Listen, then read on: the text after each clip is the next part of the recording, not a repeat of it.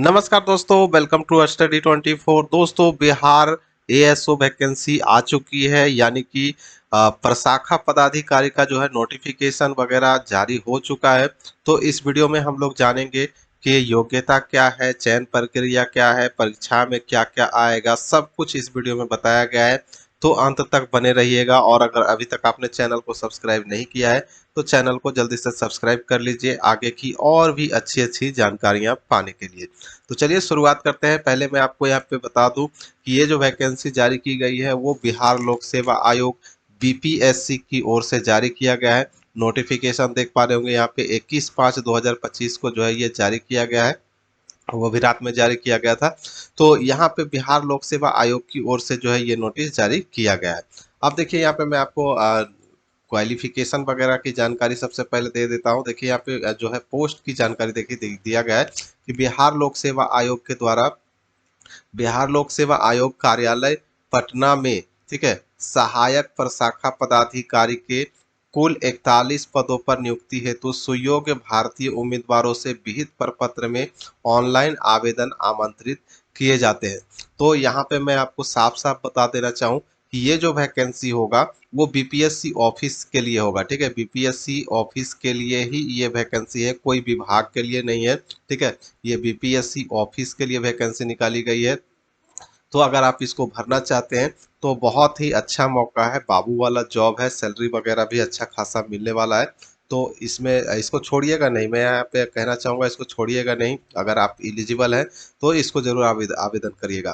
देखिए यहाँ पे कैटेगरी वाइज सीटें दी गई हैं, देख पा रहे होंगे। जनरल के लिए 16 है, ईडब्ल्यूएस के लिए 4 है, एससी के लिए 9 है, एसटी के लिए 1 है, ईबीसी के लिए 1 है, बीसी के लिए 9 है, बीसी के महिला के लिए 1 है। टोटल 41 सीटें हैं। वहीं जो स्वतंत्रता सेनानी के रिलेटिव होंगे, नाती पोता नतनी, उनके लिए 1 सीट रिजर्व है।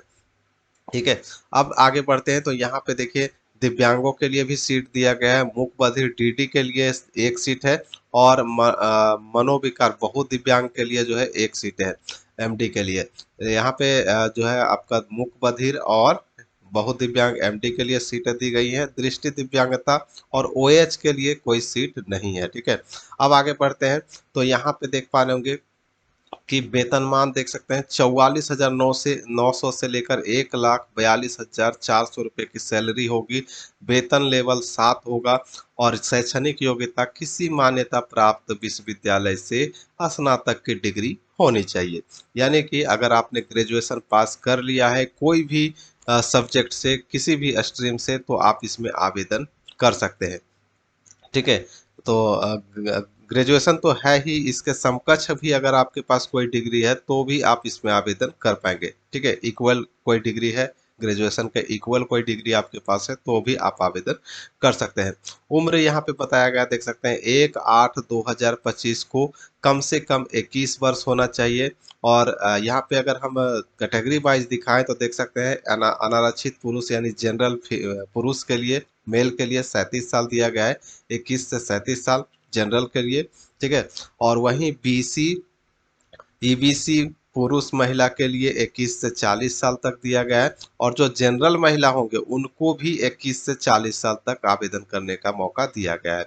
जो एससी एसटी होंगे महिला पुरुष, उन लोगों के लिए 21 से 42 साल तक उम्र दिया गया है। ठीक है, और यहाँ पे अब नेक्स्ट जो है, देखिए यहाँ पे आगे बढ़ते हैं। तो देखिए यहाँ पे जो है आपका चयन प्रक्रिया दिया गया है। अभी उम्र तो मैंने आपको दिखा दिया। अभी आपका जो है डेट वगैरह सब कुछ दिखाऊंगा, तो अभी लास्ट तक बने रहेगा। एक एक करके मैं सारी जानकारी आपको दिखा रहा हूँ। तो 5वें नंबर पे देख पा रहे होंगे चयन प्रक्रिया दिखाया गया है, जिसमें कहा गया कि परीक्षा 2 चरणों में आयोजित की जाएगी। प्रथम चरण में प्रारंभिक प्रतियोगिता परीक्षा का आयोजन किया जाएगा, पीटी एग्जाम का आयोजन किया जाएगा। और प्रारंभिक परीक्षा में सफल उम्मीदवारों से मुख्य प्रतियोगिता परीक्षा के लिए अलग से पुनः ससमय आवेदन आमंत्रित किए जाएंगे। तो ये जो आप फॉर्म भरेंगे, उसके बाद पीटी एग्जाम होगा, उसके बाद फिर से आपको एक फॉर्म भरना होगा मेंस एग्जाम के लिए। ठीक है, ये बताया गया है। और प्रारंभिक एवं मुख्य परीक्षा में आवेदन में दी गई सूचनाओं में भिन्नता होने की स्थिति में आवेदक को मुख्य परीक्षा में सम्मिलित होने से वंचित किया जा सकता है। तो जो आप प्रारंभिक परीक्षा प्री एग्जाम के लिए आवेदन करेंगे, सेम वही सब जानकारियां जो आपको मेंस में भी भरनी होगी। अगर कुछ अलग भर देंगे तो आपको रिजेक्ट भी हो सकता है। अब देखिए प्रारंभिक परीक्षा के बारे में बताया गया क्या क्या पूछा जाएगा। तो प्रारंभिक परीक्षा में एक पत्र सामान्य ज्ञान का होगा और परीक्षा का विषय जो है प्रश्नों की संख्या निम्नवत होगी, जिसमें जिसमें देखिए सामान्य ज्ञान में देखिए सामान्य अध्ययन से 50 प्रश्न होगा और सामान्य विज्ञान एवं मैथ से आपका 50 प्रश्न होगा और मानसिक क्षमता जांच रीजनिंग से 50 क्वेश्चन होगा। ठीक है। और ये जो है क्वेश्चन ऑब्जेक्टिव होगा, बहुविकल्पीय होगा और प्रत्येक प्रश्न के लिए 1 अंक दिया जाएगा। परीक्षा की अवधि 2 घंटे 15 मिनट की होगी। तो ये प्री एग्जाम का एग्जाम पैटर्न हो गया। ठीक है। अब एग्जाम पैटर्न देखने के बाद यहाँ पे बताया गया है कि प्रारंभिक परीक्षा में जो है आप एक किताब लेके भी जा सकते हैं। देखिए और उसके पहले जो है यहाँ पे एक जानकारी और दिया गया है कि सामान्य ज्ञान प्रारंभिक परीक्षा में प्रश्न पत्र की भाषा का माध्यम जो है हिंदी और अंग्रेजी होगा। यानी आप चाहें तो हिंदी या अंग्रेजी दोनों में से कोई भी भाषा में परीक्षा दे सकते हैं। और चौथे में देखिए बताया गया है कि प्रारंभिक परीक्षा पुस्तक सहित ली जाएगी। यानी परीक्षा में परीक्षार्थी चाहे तो अपने साथ एक पुस्तक जो है परीक्षा में ले जा सकते हैं। प्रत्येक खंड के लिए एक ही पुस्तक ले जाने की छूट होगी। यानी जो प्रत्येक खंड यहाँ पे दिखाया गया है देख पा रहे होंगे, जो आपका सामान्य अध्ययन के लिए एक ले जा सकते हैं एक बुक, और सामान्य विज्ञान एवं गणित के लिए एक बुक ले जा सकते हैं, और मानसिक क्षमता जांच के लिए एक बुक ले जा सकते हैं। यानी 3 किताब लेकर आप जो है परीक्षा में शामिल हो सकते हैं। और बुक कौन सा होगा, लूसेंट वगैरह नहीं चलेगा। ठीक है। ये आपका एनसीईआरटी और BSEB Bihar school examination board या फिर आईसीएसई का टेक्स्ट बुक, ठीक है, जो स्कूल में चलता है, हाई स्कूल में चलता है, वो बुक आप ले जा सकते हैं। हालांकि इस बुक को ले जाने का कोई फायदा नहीं होगा। तो बुक वगैरह सिर्फ आपका टाइम बर्बाद करेगा। तैयारी करिए, वही सबसे अच्छा है। किसी विषय से संबंधित गाइड, किसी पुस्तक की फोटोकॉपी अथवा हस्तलिखित नोट परीक्षा भवन में ले जाने की अनुमति नहीं होगी। जैसा कि मैंने आपको बता ही दिया कि जो है आप लूसेंट वगैरह नहीं ले जा सकते हैं, सिर्फ आप टेक्स्ट बुक ले जा सकते हैं। टेक्स्ट बुक ले जाइएगा तो बहुत ज़्यादा, अगर खोजने का भी प्रयास करिएगा तो आपका समय खोजने में ही निकल जाएगा, इसलिए बुक ले जाने का कोई फायदा नहीं है। खंड क में देखिए सामान्य अध्ययन में इसमें प्रश्नों का उद्देश्य अभ्यर्थी के आसपास के वातावरण की सामान्य जानकारी तथा समाज में उनके अनुप्रयोग के संबंध में उसकी योग्यता की जांच करना होगा, जिसमें वर्तमान घटनाओं और दिन प्रतिदिन घटनाओं के सूक्ष्म अवलोकन तथा उनके प्रति वैज्ञानिक दृष्टिकोण जैसे मामलों की जानकारी संबंधी ऐसे प्रश्न शामिल हो किए जाएंगे जिनके बारे में जानकारी रखने की किसी भी शिक्षित व्यक्ति से अपेक्षा की जाती है। तो यहाँ पे करंट अफेयर्स और आपके आसपास की घटनाओं की जानकारियां आपके पास होनी चाहिए। ये सब जो है परीक्षा में पूछा जाएगा, जिसमें समसामयिक विषय में वैज्ञानिक प्रगति, राष्ट्रीय अंतर्राष्ट्रीय पुरस्कार, भारतीय भाषाएं, पुस्तक, खेल, खेल खिलाड़ी, महत्वपूर्ण घटनाएं इत्यादि शामिल है। और दूसरा जो है भारत और उसके पड़ोसी देश, जैसा कि पड़ोसी देश का इतिहास, भारत का इतिहास, संस्कृति, भूगोल, आर्थिक परिदृश्य, स्वतंत्रता आंदोलन, भारतीय कृषि, प्राकृतिक संसाधनों की प्रमुख विशेषताएं एवं भारत का संविधान, राज्य व्यवस्था, देश की राजनीतिक प्रणाली, पंचायती राज व्यवस्था, सामुदायिक विकास, पंचवर्षीय योजना एवं राष्ट्रीय आंदोलन से क्वेश्चन आपके पूछे जाएंगे। और उसी प्रकार से आपका सामान्य विज्ञान में जनरल कंपटीशन का ही बिल्कुल सिलेबस सिलेबस दिया गया है, कुछ अलग नहीं दिया गया है। देख पा रहे होंगे सामान्य विज्ञान एवं गणित में जो है क्वेश्चन जो है मैट्रिक लेवल का पूछा जाएगा, जिसमें सामान्य विज्ञान में फिजिक्स, केमिस्ट्री, बायोलॉजी से क्वेश्चन होंगे और भूगोल से भी क्वेश्चन होगा। ठीक है। ज्योग्राफी से भी क्वेश्चन होगा। और मैथमेटिक्स में आप लोगों को पता ही है क्या क्या पूछा जाता है। सेम जो परीक्षा सभी में पूछा जाता है वो इसमें भी पूछा जाएगा। लाभ हानि वगैरह सब, समानुपात, औसत, ब्याज, और यही सब क्वेश्चन रहेगा। रीजनिंग से भी वही सब जो आपका क्वेश्चन रहता है, लेकिन थोड़ा सा डीपली रहेगा। ठीक है। तो ये आप लोग तैयारी थोड़ा अच्छे से करिएगा।